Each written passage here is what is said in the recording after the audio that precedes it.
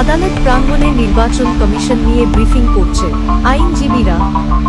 বিস্তারিত জানব press briefing.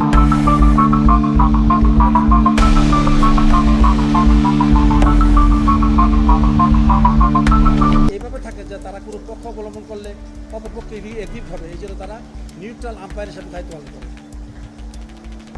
হাইকোর্টেও election commission এই কেসটা কন্টেস্ট করেন নাই। তাদের ধারণা ছিল যে যেহেতু এটা রুলই হয় নাই, ঠিক আছে, আমার রিজেক্ট হয়ে গেছে, সেই জন্য তারা কন্টেস্ট অনুভব করেন নাই এবং সেই জন্য করেন নাই।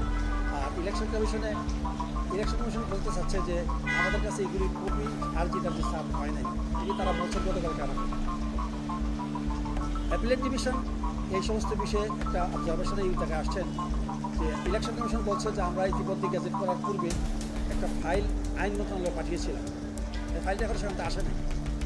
ইতিমধ্যে যেহেতু ট্রাইব্যুনালের আদেশ ছিল 10 দিনের মধ্যে গ্যাজেট করার জন্য, সুতরাং in the meantime gazette না করলে কন্টেম্প্ট হয়ে যাবে, সেই জন্য তারা এই সময়সীমা চিন্তা করে তারা 27 তারিখে গ্যাজেট করে ফেলেছেন, তারা এই আইনটা ট্রাইব্যুনাল আদেশ মানার জন্য। সুতরাং স্থানীয় সরকার মন্ত্রণালয় তাদেরকে চিঠি লিখে বললেন যে আপনারা আপিল করবেন কিনা। তারা তখন চিঠি লিখে স্থানীয় সরকার মন্ত্রণালয় জানাইলেন যে আমরা এই বিষয়টায় আইন মন্ত্রণালয় লিখেছিলাম, তারা কিছু বলেন নাই। কিন্তু মিন টাইম ট্রাইব্যুনাল আদেশের সময়সীমার মধ্যে আমরা গ্যাজেট করে ফেলেছি। সুতরাং গ্যাজেট করে ফেলার পরে তো আমাদের আর কিছু করা থাকে না, বিষয়টা এখানে এই পর্যায়ে নিষ্পত্তি হয়ে গেছে। এই সমস্ত বিষয়ে অ্যাপিলেট ডিভিশনের বক্তব্য হলো যে ইলেকশন কমিশন এই যে আইন মন্ত্রণালয়ে ফাইল পাঠাবে অন্য কারো মতামত দেবে, ইলেকশন কমিশন এগুলো রিকোয়ার করেন। সংবিধান ইলেকশন কমিশনকে সম্পূর্ণ এম্পাওয়ার করেছেন। এই বিষয়ে আমাদের ঊর্ধ্বতন আদালতে, উচ্চ আদালতের সিদ্ধান্ত আছে। ইলেকশন কমিশন স্থানীয় সরকার নির্বাচন সহ যত নির্বাচন আছে, নির্বাচন পরিচালনার বিষয়ে সম্পূর্ণ স্বাধীন। সে সংবিধান দ্বারা পরিচালিত হবে, তিনি সংবিধানের সীমারেখার মধ্যে কাজ করবেন। এই জন্য তাকে কারো দ্বারস্থ হতে হবে।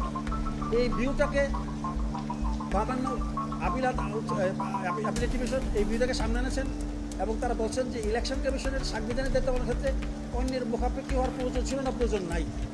এবং এই অবজারভেশনের উপরই তারা অবজারভেশন দিয়ে আপিলটা নিষ্পত্তি করছেন বলে তারা ভার্বালি তাদের অভিমত প্রকাশ করেছেন। এবং এই তাদের যে এই আপিল বিভাগের যে অভিমত প্রকাশ করেছেন, এইটা ডিসপোজ করেছেন, সেখানে নির্বাচন কমিশনের গ্যাজেটটাকে বাতিল ঘোষণা করার জন্য সিদ্ধান্ত প্রকাশ করেন।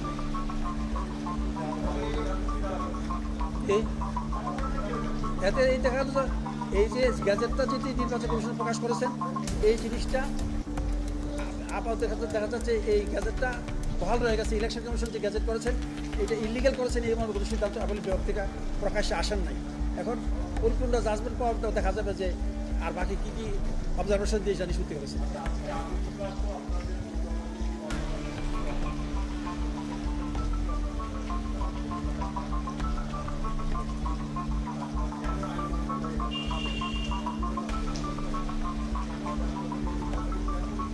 এই কথাটা আমি বলছি যে এটা পাঠানোর, এই যে ইলেকশন কমিশনের যে পাঠানোর যে জিনিসটা, এই ইলেকশন কমিশন এটা পাঠানোর প্রয়োজন ছিল না। এবং এই যে প্রয়োজন ছিল বলে তো আপিল বিভাগ যারা বলছেন ইলেকশন কমিশন এই জিনিসটা আইন মন্ত্রণালয় পাঠানোর কোনো প্রয়োজন ছিল না, প্রয়োজন নাই। ইলেকশন কমিশন সংবিধানের 118, 125, 126 এই অনুচ্ছেদগুলো তারা সম্পূর্ণভাবে এই স্থানীয় সরকার নির্বাচন এবং এই জাতীয় নির্বাচন সব নির্বাচন পরিচালনার ক্ষেত্রে তারা সম্পূর্ণ স্বাধীন এবং তারা আইনের দ্বারা পরিচালিত হবে, সংবিধান দ্বারা পরিচালিত হবে। সেখানে ওই যে বাড়ানো ছিল এইগুলো যে আইনের চিন্তার বাইরে বা এটা যে একটা ব্যত্যয় হয়েছে, এটা যে সঠিক হয় নাই, আপিল বিভাগ এটাকে রিটার্ন করেছেন, বলছেন যে এটা প্রয়োজন না এবং এটা সঠিক হয় নাই। এই মর্মে আপিল বিভাগ বলছেন যে ইলেকশন কমিশন যে সম্পূর্ণ স্বাধীন এবং তার কাজের ক্ষেত্রে যিনি যে কাজগুলি করবেন এইখানে অন্য কারোর মুখোমুখির প্রয়োজন নাই। এটাকে বরঞ্চ আপিল বিভাগ তাদের এই যে ইলেকশন কমিশনের সম্পর্কে কাজে প্রকাশ করলো, এর দ্বারা ইলেকশন কমিশনের ক্ষমতা রাখে, ওনারা যে সাংবিধানিক ক্ষমতা রাখে, ওনারা সমর্থন করেছে।